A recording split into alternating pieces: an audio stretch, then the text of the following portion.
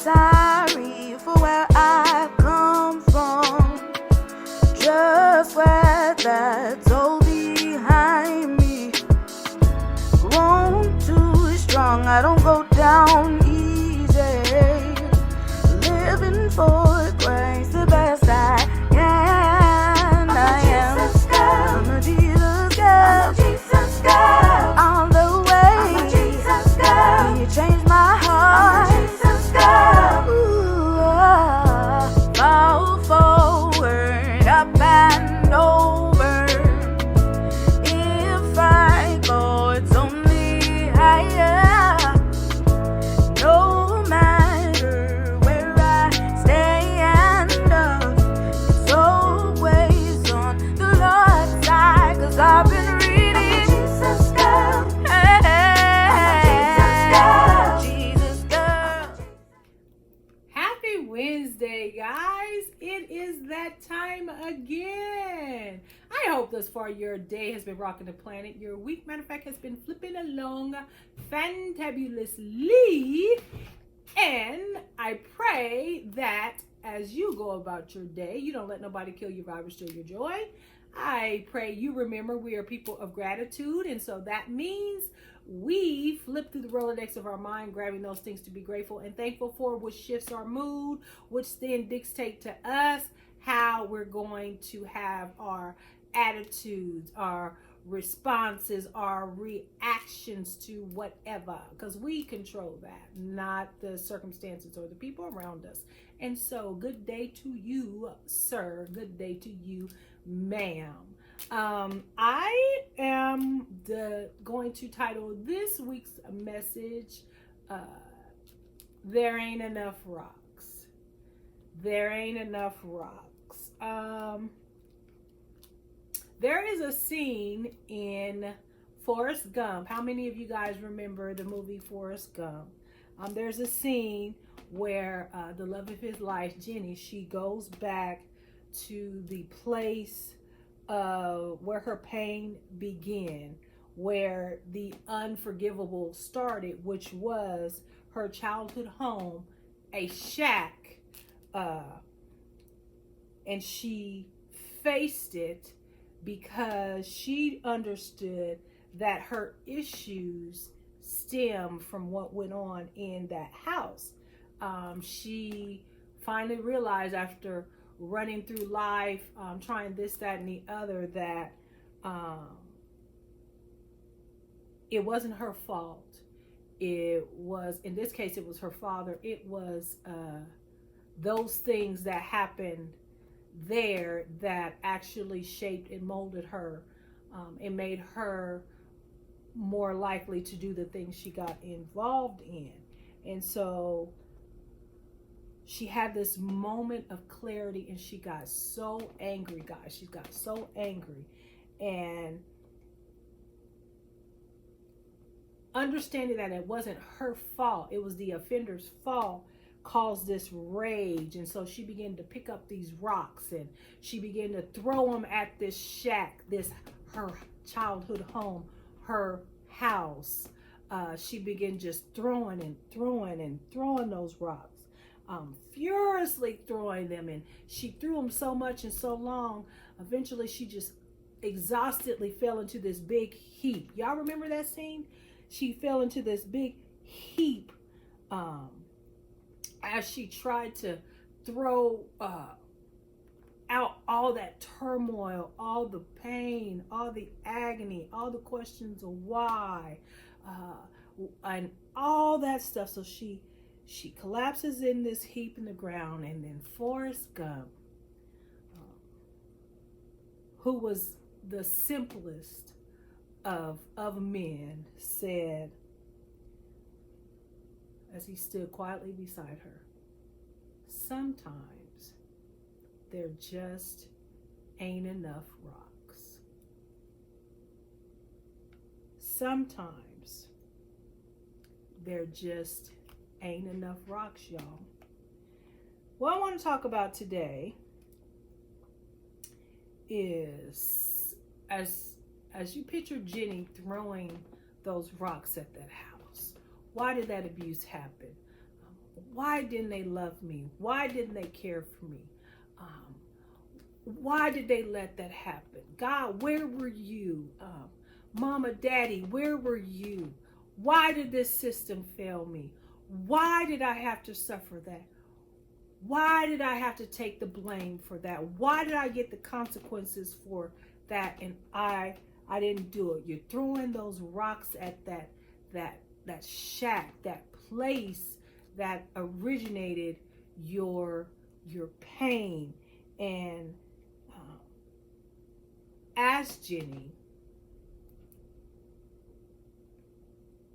lay in that heap, I know that some of us, though we are not laying in the heap, we just don't have any more rocks to throw. We don't have enough strength to throw any more rocks. I am here today as Forrest to simply tell you there aren't enough rocks. There will never be enough rocks. So the stones that we keep trying to throw, we keep silently throwing by these emotional roller coasters we are allowing the unforgiveness to keep us on, they run out. They just run out. The stones run out. And like Forrest, I want you to remember, we can function, y'all, even if we are functioning from a place of dysfunction. We can keep going even from a place of pain. Like, we can be so tied to unforgiveness, and we can still do what it is we need to do. We can get up, we can go to work, we can be married, we can, take care of the kids, we can function. But I assure you, operating from unforgiveness is a disadvantage. It is a disadvantage no matter how well we can function in dysfunction. Sometimes we function so well in dysfunction because everybody around us is dysfunctional, and so we might even look like we're the one that has it all together. But I promise you, there is not enough stones to throw at that shack of your greatest pain, your greatest unforgiveness. There's just not.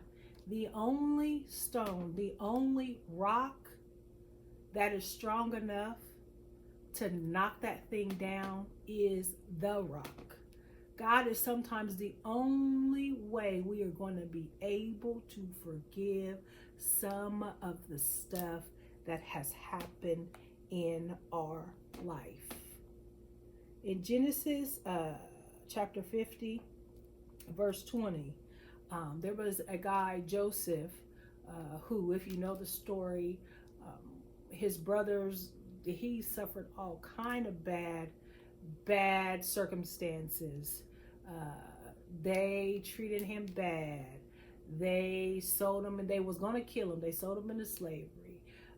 He gets out of slavery, gets it going on again. Then the place where he's working so hard, he gets caught up there and entangled by a chick. Then he goes to jail. Then he's forgotten, and then all these things.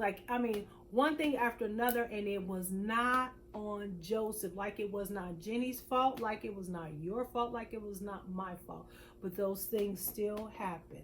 And at the end of the day, he is there. He is the one that is able to save the very people who did him the worst, did him with the greatest harm. He was able to understand, because he gave this thing to the rock, that whatever that thing was, God will use it for some type of good. He said to them, what you meant for evil, God intended for good, the saving of many lives. Read the story of Joseph. He had so many different things happen to him, but in the end, you realize there's just not enough stones, and the only way is to go to the rock and get your healing so that you can then let that go. Y'all, unforgiveness is a nasty, nasty taskmaster. It will make us live in prisons that are so fortified, we don't even conceive that there's a way out. We don't even conceive. Some of us nurse our in unforgiveness like it's like a baby, like it's a thing, it's our fuel. It's what we think is keeping us going, but it's not. It's just poisoning you, making you more bitter, making you more and more, your heart more and more hardened. And we've given all this power to these people who did all these things, y'all. At what point are we going to say, yeah, that sucked. You sucked. This was wrong. It was not my fault. And now I'm going to go about the business of letting you, her, him go. I give you over. I release you from me. I release you from me. Go back to the place as Jenny did. She understood. She had to face it. She did. She went back to the shack, the home, the origin of what the thing was. She faced it. She threw the rocks. She got it all out. And then they got up and got about the business of living. You got to do what you need to do. Express it. Don't hide it. Don't face it. But then release yourself from that and from them. Release you. Forgiveness releases you. You ain't got to trip about what they gonna get. Are they gonna get the right consequences? Are you gonna get justice for that wrong? You ain't got to trip about that, because once you are putting it in the hands of the rock, God, he will deal with them as he sees fit. And the way he deals with folks is something that they cannot get away from. We can get momentary moments of victory if we see someone hurting that hurt us, but at the end of the day, because we're not that type of people, we still are not going to be okay with that. We have to just release them from you. And so on this Wednesday, I pray, if you are one who is being bound by unforgiveness, that you throw all the rocks you got. You give it all you got. You get it all out. But I'm going to tell you, like Forrest told Jenny, there is not enough rocks to alleviate what someone did to you. And the rock of unforgiveness is never going to be what solves, what soothes, what gets you over. You got to give that over to the rock. And then get about the business of releasing them folks from you. I pray that you are able to even contemplate maybe forgiving them, him, her for that. I pray that you can even imagine what it feels like not to have that feeling so tied to you. You take it with you everywhere you go. I promise you you do. I promise it's spilling into other areas of your life. I promise you it's hindering how you love someone, because you have this dysfunction, you have this stuff in you. You're not free to give all that you can give. And so I pray that you, like Jenny, do what you need to do, then get up and walk away and get about the business of living your life to the full till it overflows. Because once you do, eyes have not seen, ears have not heard, it is not even entered into the mind of a man what the Lord can do for those who love him and that they will trust him. If you trust him with that, I promise you, he got you. And you're going to be on a journey that's going to blow your mind.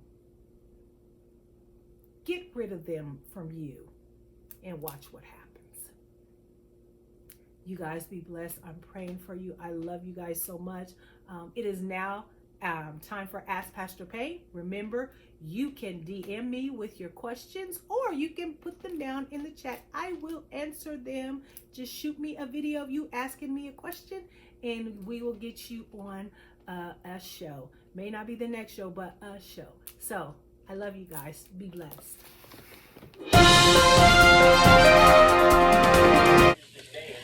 Okay, Pastor Payne. So, I want to know how you have a conversation with someone who has an addiction problem. You've known this person for many years, and you've watched their life change dramatically. They consider you family, you consider them family, but you guys are basically working from opposite ends of the spectrum. I mean, how do you have that I have to love you from a distance conversation without them feeling like they have lost yet another person in their lives or close to them? So I hope you can answer that question, and thank you for inviting me to participate in your Wednesday Woman Talk. Have a good day or evening. That was a great question, Sylvian. That was a great question. That was a hard question. But there are a couple of things that I do know for sure, and I will answer this the best I can. She said, how do you start the conversation with a person that you've been knowing a long time, that you've watched their addiction progress? It gets worse and worse, and now you know you've got to put some distance between them, but between you and them, but you also don't want to leave the person. She alluded to the fact that you don't want to leave like everybody else, so I'm assuming everyone else has given up on this person, because this addiction has been a long standing thing. And so first of all, we just must acknowledge that addictions are tough. There's addictions to drugs. There's all kind of addictions. There's all kind of destructive behaviors that turn into addictions. And it's hard because you love the person, you just don't love the act. You don't love what comes along with the addiction. And so here's the thing. In others' addictions, we have to set boundaries because their addictions actually will spill into our lives. We could be in danger. Our health could be at risk. There's a whole bunch of things because addictions bring with it chaos and danger. And so we can't just ignore that fact, no matter how long the relationship, no matter how much we love the person. Now, to start the conversation, I believe you should acknowledge how much this person means to me, to you, how much you value the relationship, and then you just state facts of what you've seen and experienced with this person in their addiction. And so now you have to set boundaries. It's come to a point where you can no longer play a part in them destroying their lives in this destructive behavior and addiction they have going on. You can no longer just participate in that. You can no longer help them. And so that's what you say to the person. And then there's a side note. You alluded to the fact that distancing yourself, you don't want to feel like you left them like everybody else did. Here's the thing. When you express to a person that this thing that you're doing is something that I can't have in my life, and they continue to do it, you didn't leave them. They left you, because they understand if they're going to do this thing or if they're going to do that thing, you cannot be in my life. If you've expressed that to them, and if they cared for you at all, they would not do that. But since they are, that means they are choosing to walk away from you. We do that so much, and not just in addictions, in toxic relationships, in things we shouldn't be involved in. But we have this guilt. We have this sense of obligation. You are not obligated to participate in the destruction of someone's life, their health, their just whatever it is. The obligation, that's a false sense of obligation. That's a false sense of responsibility, excuse me. It is not your obligation. What we are to do to those we love, we help, yes. We never give up. I don't believe you give up on anyone. I have seen people come through so much from long time, long usage, long addictions, long patterns. They do overcome. They can come up out of the addiction, but it is when they call it their rock bottom, when they are faced with no help from anywhere. That's when they can start the healing. We become people's crutch. We become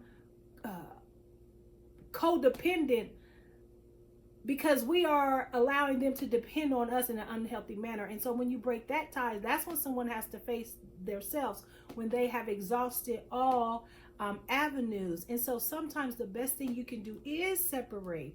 And even if they don't come out of the addiction, even if sometimes they end in death or you never see them again, you know that you did all you could to be there. But sometimes helping can harm, and we've got to distinguish between good help and bad help. And so I hope that answered your question. I hope that you can find a way to not feel guilty. There's a sense of guilt because you just don't want to leave nobody. Yes, I know you never ever leave anyone, but if they cannot adhere to the boundaries that you have to set to protect you and your kids and your family, then they left you. That's on them. You didn't throw them away. They chose to walk away. So I hope that helped you. I pray for you guys. I pray for your friend. And yeah, addictions are tough, but there's also tough love. And sometimes love never fails. And no matter how that love is expressed, even if it's expressed from afar, it's working. So continue to pray and love from afar, and hopefully they'll come about. I hope that answered your question. You guys be blessed this week.